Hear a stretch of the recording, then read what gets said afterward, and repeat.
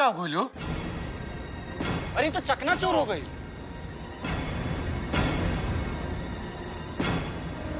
अरे रे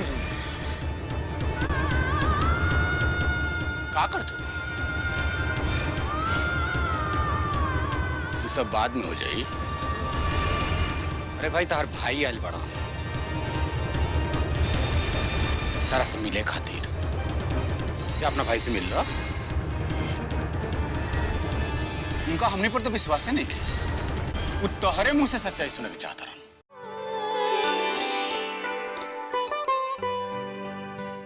अरे खड़ा खड़ा हमार मुंह कहाँ देख रहा बाड़ा, जा काम करा। हाँ खा के मुंह। अरे माधव भैया आ गई लेन ना, अभी हम झुमड़ी तिले हैं बानी। अरे माधव भैया, अरे काहे मजाक कर रहा बाड़ा। अच्छा माधव भैया, एक बात बता, अरे ये छोट मोट सामान लावे के खातिर रहुआ काहे इतना मेहनत करत आड़ी जब इतना सारा नौकर लोग बाने? अरे हम खुदे हर काम पे निगरानी रखे के चाहत नहीं कि हर चीज ठीक से भइल बा कि ना। क्योंकि बड़की माई हमरा पे जितना भरोसा करेली तो हमरो काम बा उनकर सब चीज पे नजर रखे के। हमर निर्भय भी आगे तू कहल भुला गेला। तू का कहला, कोनो काम छोट बड़ ना होकेला, आदमी की सोच छोट बड़ होकेला। निर्भय भी आके देखा, वो तो काम करे ने, इतना बड़का कारोबार संभाले, तो हम क्या ना संभाली काम। अब बड़की माई तो पूरा हवेली के काम संभाली ली, अरे तो हम क्या ना संभाली काम। और वैसे भी बड़की माई हमरा पे बहुत भरोसा करे और उनका भरोसा हम कबो ना तोड़े। ना ना, हम ई कब कहतानी कि रहुआ उनकर विश्वास तोड़ दे। अरे हम तो ई कहतानी कि रहुआ तनी अपने सेहत के ख्याल रखी। का भइल हमर सेहत के? बड़की माई और निर्भय भैया जितना हमर सेहत के ख्याल रखेले उतना हम खुदो ना रखेले, तो हमरो काम बानू कि हमू काम धंधा संभाली हैं। और निर्भय भैया बड़की माई के हम सहयोग करी, काहे कि नौकरन के भरोसे अगर जल्दी छोड़ दियल जाओ तो आधा खइयन सन, आधा पकइयन सन, अंतिम में कहियन सन ये बचल बा लो भैया। बुझाइल? का बुझाइल? हाँ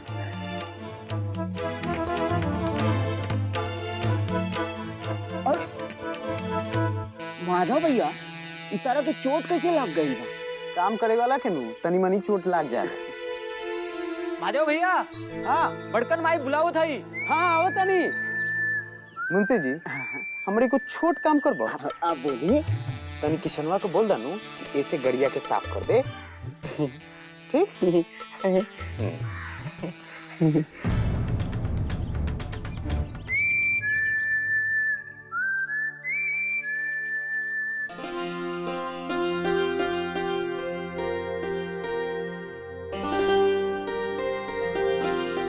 प्रणाम बड़की माई। खुश रहा। अरे बबुआ, तोरा के आशा के नैहरे में जाए के बा। देवेंद्र का ब्याह हा, बारात निकले से पहले ना ये न्योता वहाँ पहुँचाए के बा। वहाँ तोरा के हमनी ओर से न्योता पुरावे के बा। भौजी ना जाइए इनका?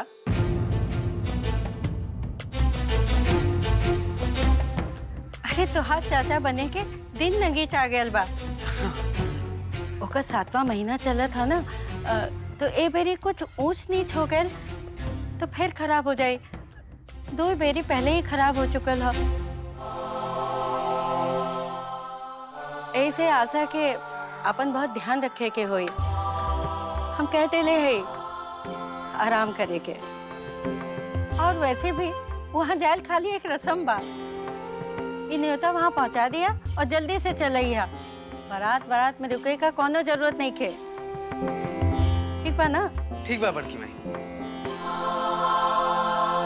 अरे ये खाओ कैसे लग गई बबुआ? का करत रहला? अरे भौजी चिंता फिक्र करे के कोई जरूरत नहीं के, ये तो बस ऐसे ही। बबुआ तनी को अपन ख्याल न रखेला तू।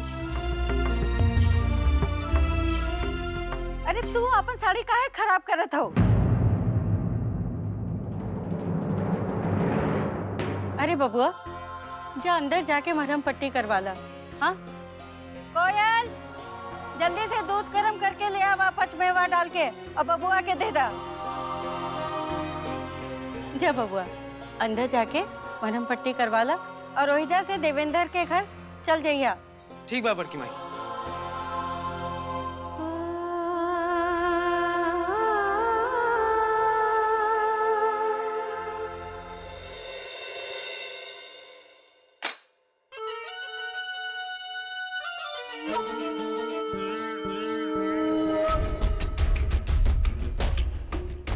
चाय पानी लेबू की ना?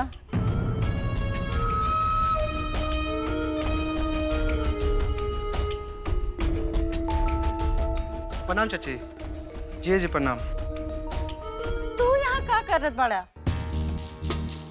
वो कहा कि दीदी अभी ना आए रहे तो हम सोचने कि हम खुद जाके ले आए। बाकी रउआ लोग आराम से बारात निकले के वक्त आ जाए हम लोग। बस खाली रउआ लोग आज्ञा दे देती तो दीदी के लेके हम।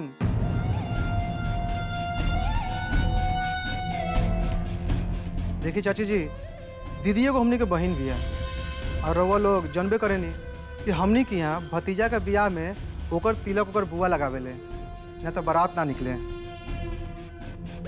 तो चाची जी दीदिया के ले जाई नू।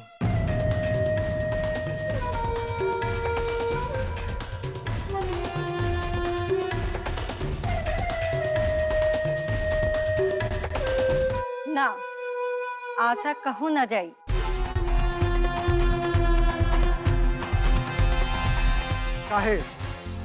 काहे ना जाई दीदी हमार? माई जब कह दलस ना जाई तो ना जाई।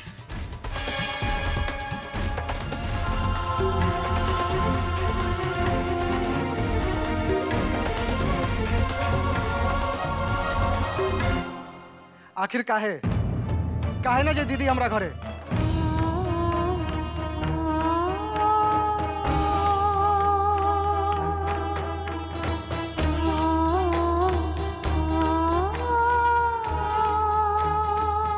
खुदे ना जाए के चाहत बाड़ी।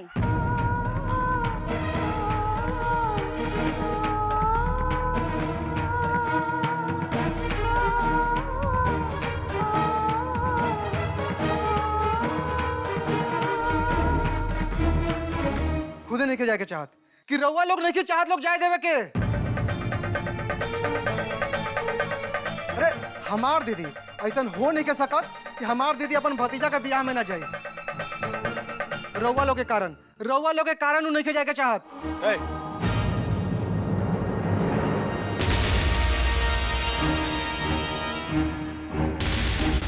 तारा का बुझाता कि हमनी के मतारी बेटा तारा झूठ बोल देन सो? हाँ? तो ठीक बा, तू अपना बहने से पूछ लो।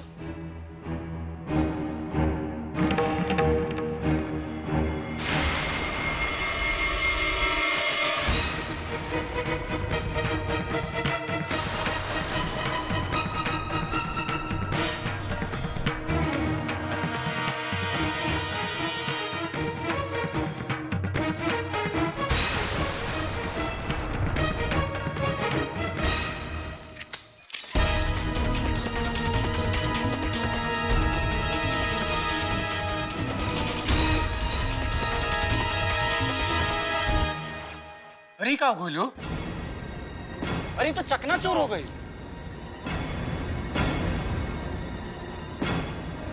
अरे क्या करते? ये सब बाद में हो जाई। अरे भाई तार भाई आयल बड़ा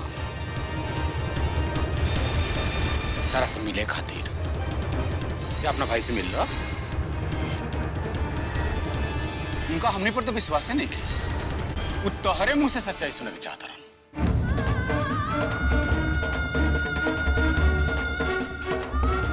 जा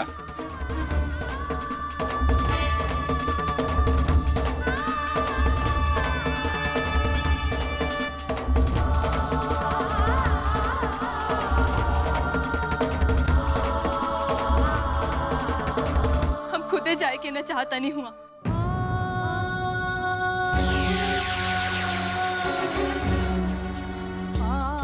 तू वापस चल जा भैया। दीदी का हमें इनकरा से कहनी कि हमारी तबीयत ठीक न बा, हम न जाए। तू जा यहाँ से, जा।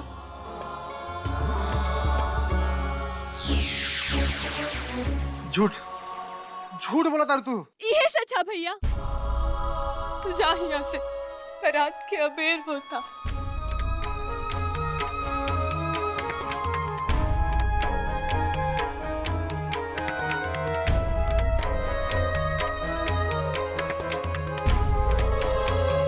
झूठ ये लोग तारा का नहीं जाने भैया हमार सौगंध था भैया तारा के।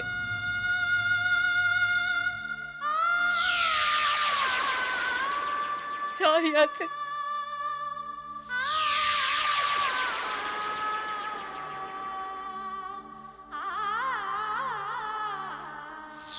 का हो अभी जा काय खड़ा बड़ा, अब बारात जाए के लेट नहीं के हो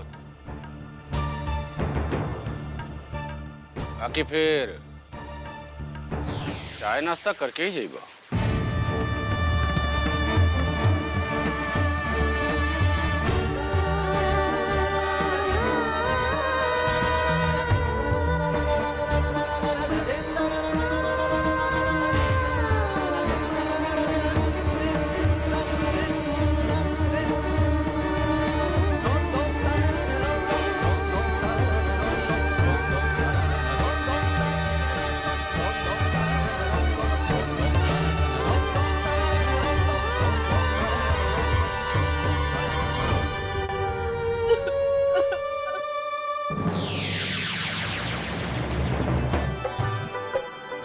गुड़ चीनी चावल दही सब हो गए।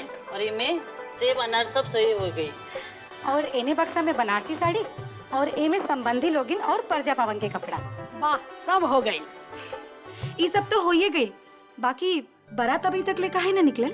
हमनी के घर के रिवाज बा, जब तक ले बुआ दुल्हा के तिलक न लगावेली तब तक घर से बारात न निकलेली। तो बुआ कहाँ बड़ी? कहाँ बा? आपन ससुराल में बाड़ी। और कहाँ? दरोगा गेल बानी आशा के ले आवे खातिर। हम कबहू न देख लिया आशा दीदी के। जब उनकर ब्याह भइल रहे तो हमने के छोट रानी सन। बाकी आज लागत कि उनकरा से भेंट हो ही जाए। जाना तो बड़ी चंदा, आशा दीदी बहुते खुश नजर बानी। उनका बियाह बड़कर ठाकुर के साथे भइल बा। ए बहन, यदि भगवान हर लड़की के उनकरा जैसन किस्मत देती तो लड़किन के जिंदगी में कोनो दुख ना होती।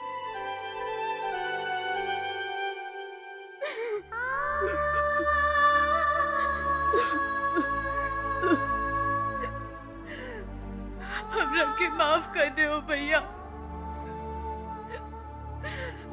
हम का बताई हमरा के कैसे लागता तोरा के एक तरह यहाँ से जाए के करके।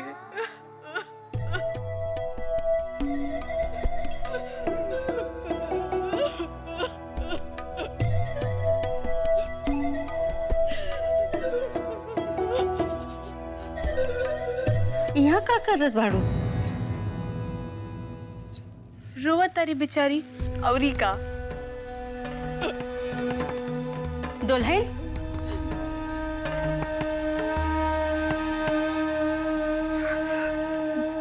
ई बखत तोहार रोवल हमार पोता खातिर ठीक नहीं थे। और एक बात तो ध्यान रखिया, जब तक हमरा के हमार पोता ना मिल जाए तब तक तोहरा के खुश रहे के पड़ी। यदि तोहरा खुश रहला ना आवेता तो याद रखिया अब ये तोहरा दुखियो ना होवे के ह। का बजाइल तू लापरवाह माई हो सकेलू, बाकी हम लापरवाह दादी ना हई।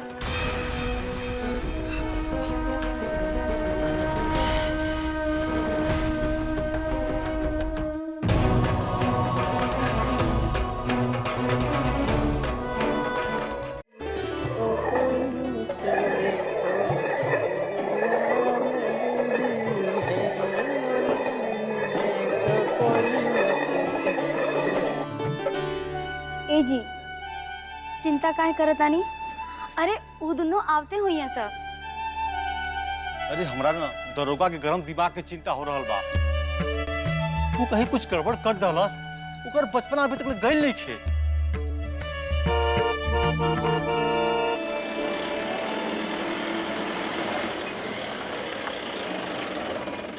अरे लागत आशा आ गई।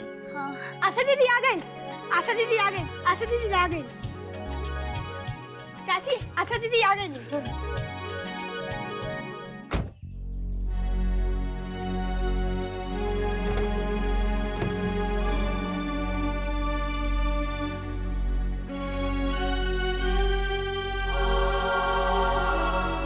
अरे चाची आशा दीदी तो नहीं आई। खाली माधव। अरे वो दोनों जने पीछे हुई हैं, सामान वान लेके आवत हुई हैं ना।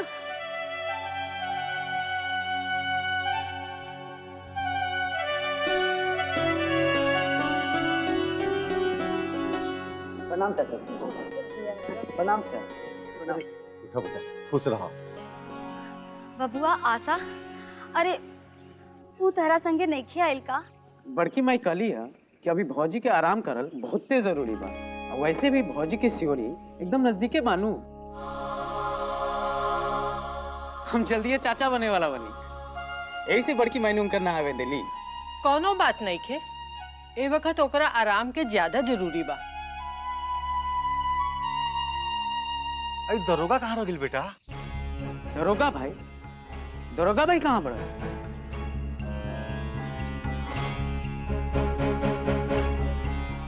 अरे वो तारा घरे गइल रहे।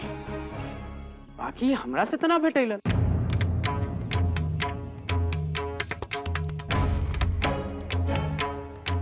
अरे रास्ता में कहीं रह गए हुई हैं।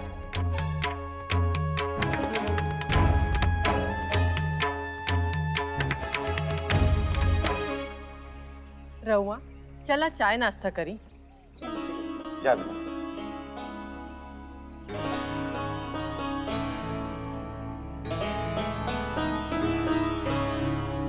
कुछ बुझात नहीं खे, आखिर में माजरा का बा? रउआ चिंता ना करी, माधवे से पूछल जाए।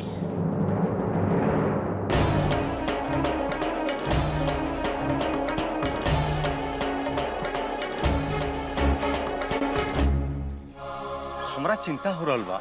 माधव सगुन के थाली लेके आ गई न, आ दरोगा अभी तक ले ना आई। अरे वो कपारी है, कहीं मर्यादा लांग गई और खमियाजा हमारा आशा के न भुगते के पड़ जाए।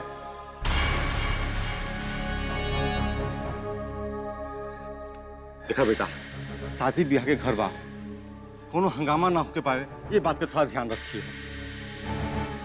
तहार अपन बेटी वहाँ संस्कार के आग में झुलसती है, और तू कहता है कि हंगामा ना होके के चाहिए। और पता ना दीदिया कहा इस सब पचरा मुलझल भी है। तारा लोग खाते, तू लोग ओकरा दिमाग में अंधविश्वास भर देले बारा। वो बेचारी वहाँ अंधविश्वास में जियती है कि ओकरा साथे जौन कुछ हो रहल बा नियति है। ओकर पति परमेश्वर है, ओकर हर बात सही बा। और ऐसा ससुराल वाला एकर आज्ञा के पालन करल ओकर कर्तव्य है। वो बेचारी सोचती है कि ओकर बियाह एगो पवित्र बंधन है। तोरा ढेर इंकलाबी की जरूरत नहीं है। अब रात निकले के समय हो गई बा, वैसे भी अबेर हो रहा बा। आज जरूरी नहीं खे कि बुआ ही लेके के तिलक लगावे।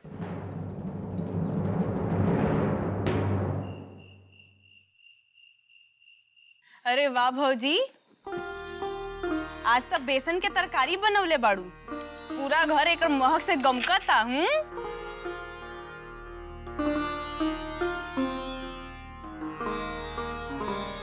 दुल्हन, खनवा परोस के आज हमरे साथ बैठ के खैया।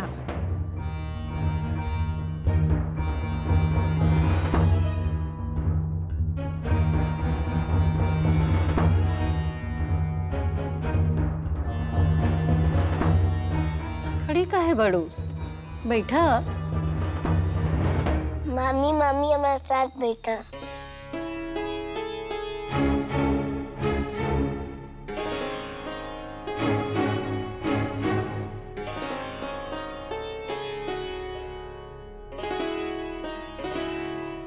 थरिया में निकाला और शुरू करा।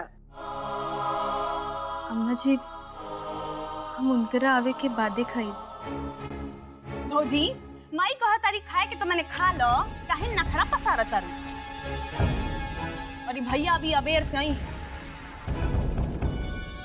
का चाहत बाड़ू, हम भी परोस के तोहरा के प्लेट में।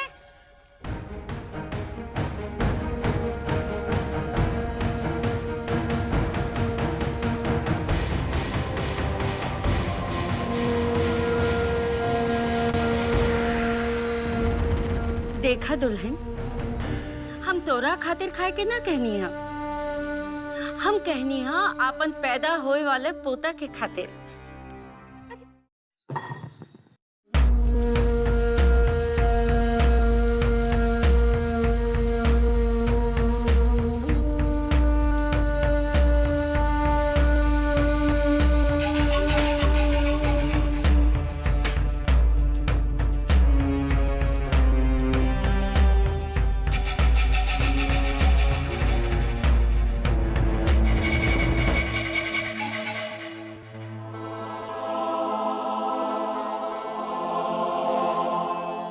निर्भय, खाना खैला हा? ना माई। तो ठीक है बा, दुल्हनो नहीं खे खैलस तो साथे खा ला।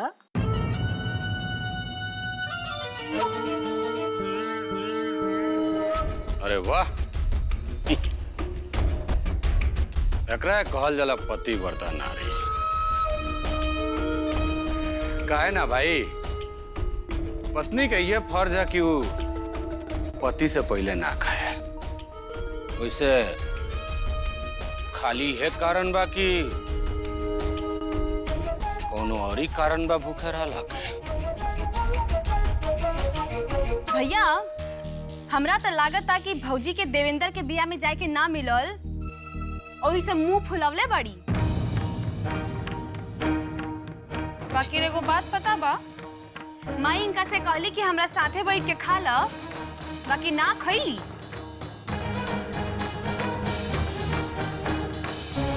कोनो बात ना, जब इनका दिल के इतना इच्छा बा कि हमरे साथे खइयन, आज इनकर इच्छा हम जरूर पूरा करब।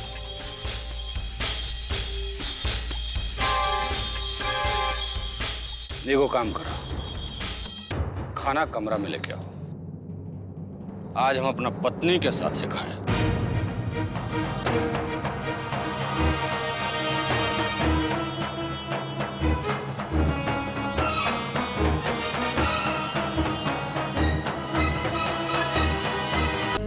ले आओ, एक और हमरा के दो। लखा खुदे खा ले। का है? हमरा हाथ में जहर बका? ऐसा बात नहीं के। फिर काहे को खात हमरा हाथ से? हमार धर्म बा कि पति के पहले ना खाई। हाँ? आज से हमरो ही धर्म ना बा कि हम पत्नी से पहले खा ली। भाई तू हमार सेवा करके इतना पुण्य कमैले बाड़ू, तो तनिका पुण्य कमाए के हमरो के मौका था ना। एक और हमरा हाथ से खा।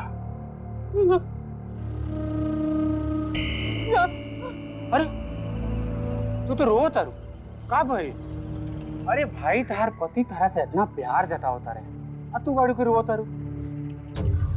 ये तो बहुत गलत बात बा। ला ला ला, एक और खा खा खा खा खा।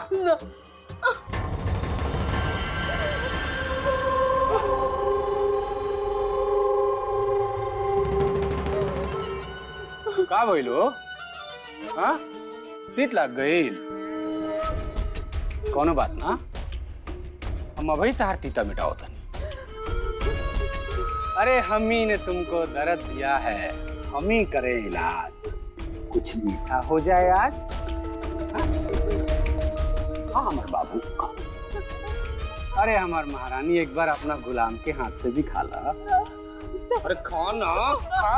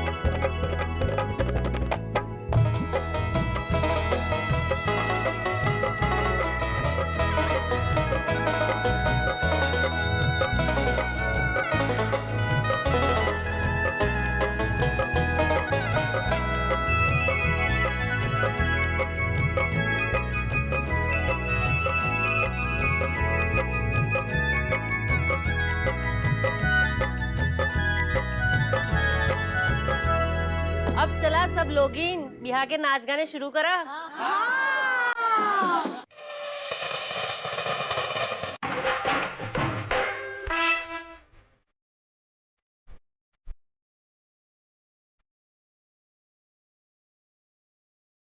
राम के नगरिया से राम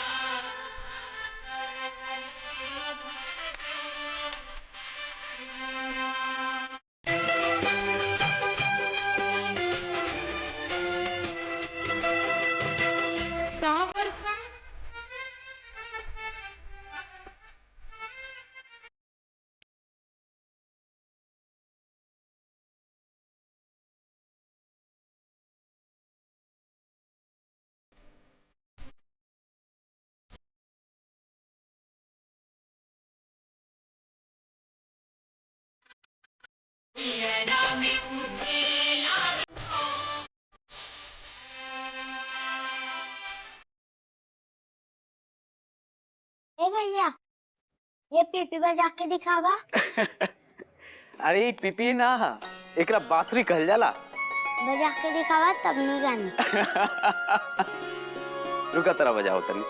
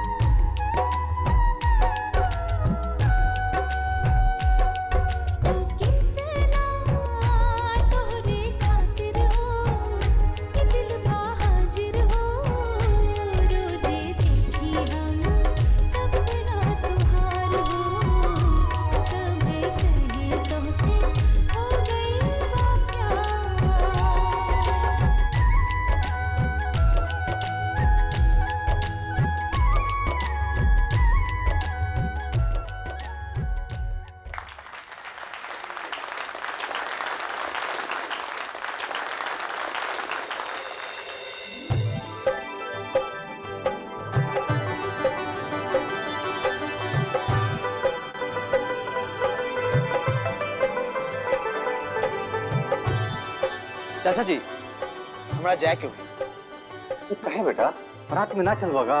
ना चाचा जी, बड़की माई बुलैली है तो कोई जरूरी काम होगी, ना तो हमरा ऐसे ना बुलैली। ऐसे हमारा जाइल बहुत जरूरी बा, और वैसे भी भौजी के ख्याल रखे के बानू। ठीक बा चाचा जी, आज्ञा लेते हैं। प्रणाम।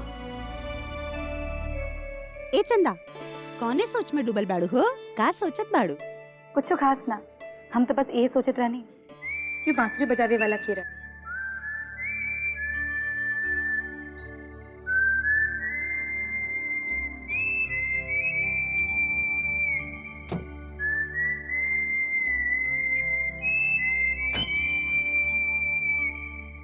केकरी सोच में? हमार कान तो नहीं बाजत नु। ये तो ओहे आवाज रहे। ये चंदा कहाँ भागत जात बाड़ू हो? अंदर सामान सरिया के रखे के बा। हम अभी आवता नहीं। अरे चंदा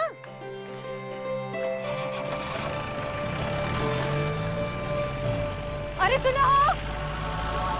हे भगवान, आज फिर उनकरा से भेंट ना भइल।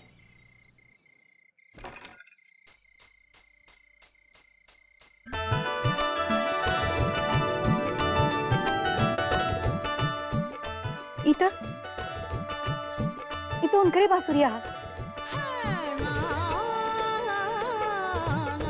ठीक बा, जब वो एकरा के लेवे आई हन तो भेंट हो ही जाई।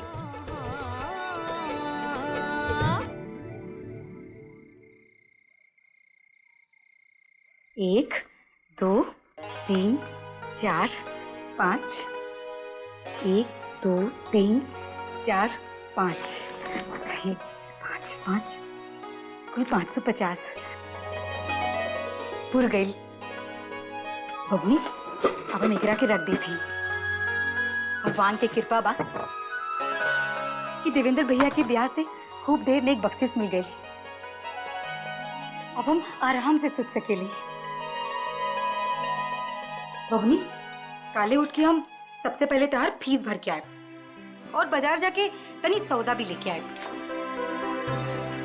अब बबनी तो सिर्फ अपना पढ़ाई मन लगा के करी है। तार पढ़ाई में कोनो बाधा रुकावट नहीं खे। तार पढ़ाई के हम रुके ना दे। तू तो एकदम माई जैसन बानू दीदी। हम तो हर धन्यवाद कैसे करी। धत पगली, माई की क्यों धन्यवाद कहले का? हाँ, और हम तो दोस्त लोग जैसे नहीं खे जे बात बात पे थंकू थंकू करे। थैंक यू ना दीदी, थैंक यू। अच्छा तो तू अब हमरा के सिखाएब? हाँ ठीक बा, उहे थंकू।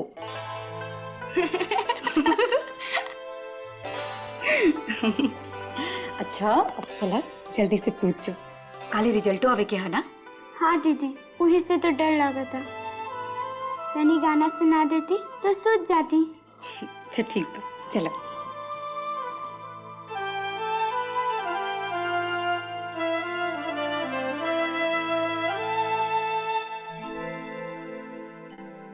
सोचा निंदिया रानी आई जा, परियन के लिए आई जा। निंदिया रानी आई जा, सितारन के बोलाई जा। चंदा से तो वाइल बाड़ू, सितारन के सरमाइल बाड़ू। दादा के दुलरिया बाड़ू, माई के राजकुमरिया बाड़ू। हमरा दिलवा के तो बाड़ू हो बहुरिया।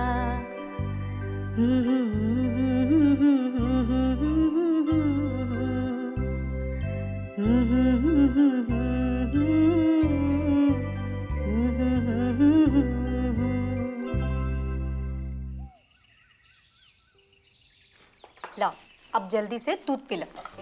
और सुना, हम चला बस तेरा साथे स्कूली। दीदी हमरा के डर लगा था, पता नहीं का रिजल्ट हुई। इतना जी जान से मेहनत कर लू हा तो रिजल्ट तो अच्छे हुई नो। ते में डराए के कौन बात बा। चलो अब जल्दी से दूध पी लो। तू डरा बिल्कुल ना, हम तो चलते बानी ना तारा संगे। हम पैसा निकाल लेते हैं।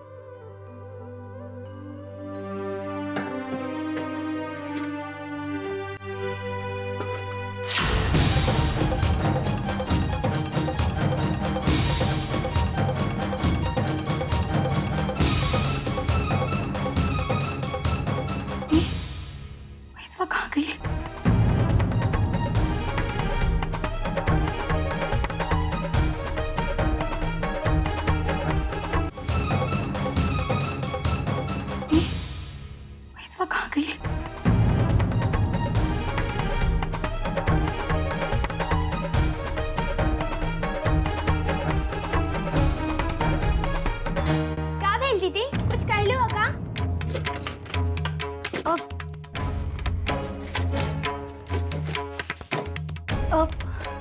ना कुछ ना बबनी। बाबूजी कहाँ बड़न? उनके रखे तो सुबह ही ऐसे ना देख ली।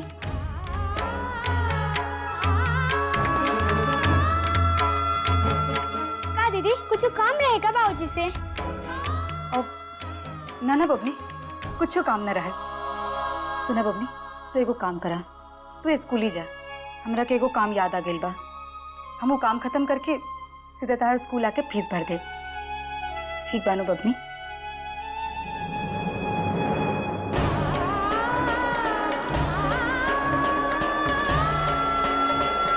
अरे बबनी सुना, दही खा के जो।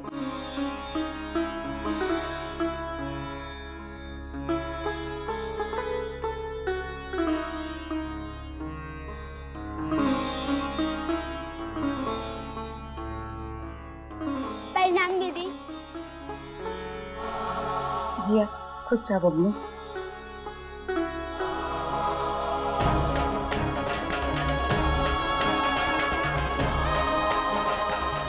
ई का कइला बाबूजी?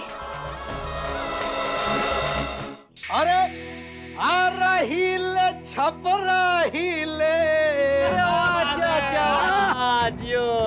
कहे के तो सबे केहू अपन बा, बाकी अपन कहे वाला के बा? अरे तू और के? वाह वाह वाह वाह वाह वाह वाह। अरे सुखवा तो सबे केहू बाटेला, बाकी दुखवा बटाए वाला के बा? अरे तू और के?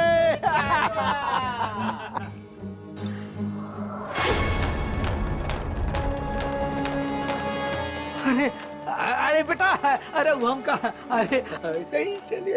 अरे सुन रे, अपना माई पकड़ लिया।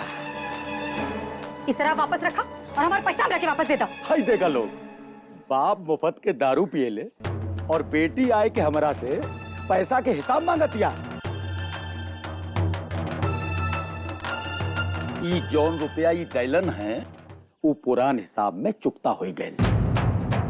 ई बोतल जे अभी लेने हैं ओकर तो अभी हिसाब नहीं खे भाई। रवा हमार बात सुनी, ये पैसा हमारे बहन के स्कूल के फीस भरे खातिर हम रख ले रहे। बहुत मेहनत से कमैली हम। रवा कृपा करें और हमरा के पैसा वापस कर दी। हम और सब हिसाब चुकता कर दे। अरे बेटा सुन तू जो कर जो, हम मांगता नहीं बीच। हम ना जाए बाबूजी।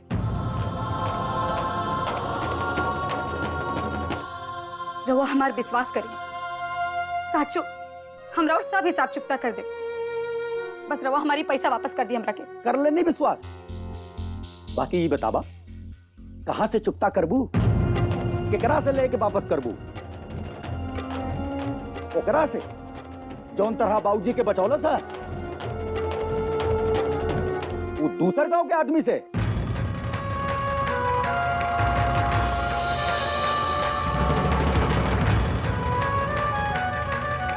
हाँ भाई, दूसर गांव के लोगन की सुरक्षा में बाड़े ये लोग। जा ओकरा से जाके मांगा स्कूल के फीस।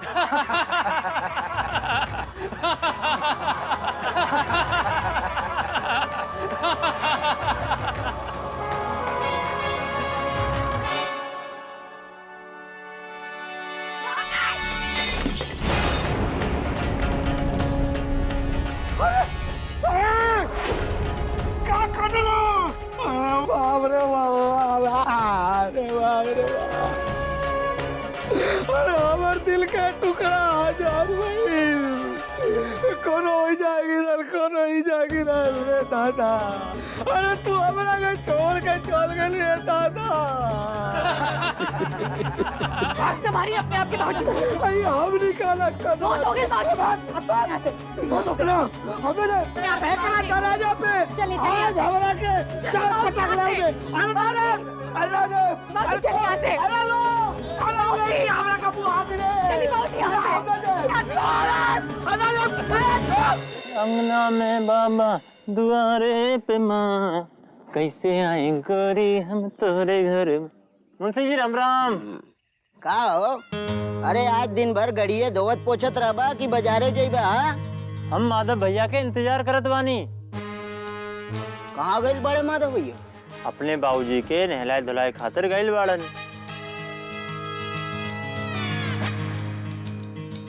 तो तू ऐसा खड़े खड़े का कर रहा बाड़ा? हाँ? जा जाके गाड़ी में बैठा, गाड़ी स्टार्ट करा। जैसे माधव भैया आई हैं वैसे ही गाड़ी लेके चल जाइया, टाइम नहीं के। ठीक बा मुंशी जी।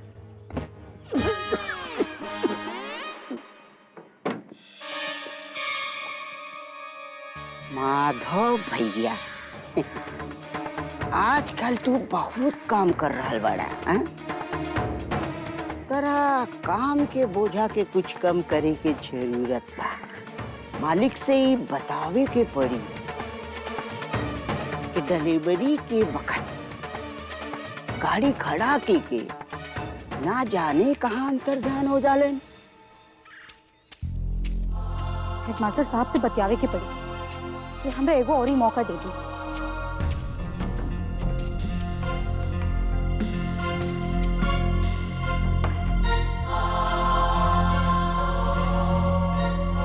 अरे कुसुम, तू यहाँ का करत आड़ो? वो भी अकेले? स्कूल की छुट्टी जल्दी हो गई का? तू बोलत का है निकू? का बात बा? कुछ बताइबू? तो हम तोहर इंतजार कर रही। अच्छा, रिजल्ट कब आई? फेल हो गई का? ना दीदी, रिजल्ट तो अच्छा भइल बा। तो ई कहा तू रोवत काहे बाड़ू? बोलो ना। हाँ? तू कहा रिजल्ट है? दिखावा ना। देख के का करबू दीदी, रिजल्ट तो खूब अच्छा भइल बा। अच्छा, तो का रिजल्ट देखल ना जाला? हाँ, चलो दिखावा हमरा के रिजल्ट। दिखावा ना।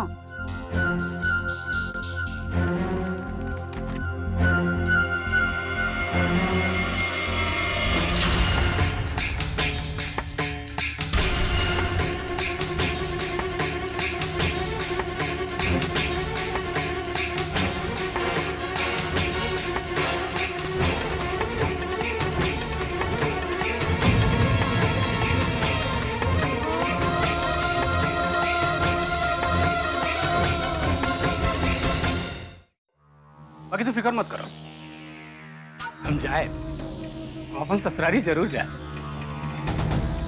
लेकिन जानते हो कब जाए? जब तेरा बाप के लाश उठी, बाप के लाश उठी, उनका चिता पर लकड़ी डाले।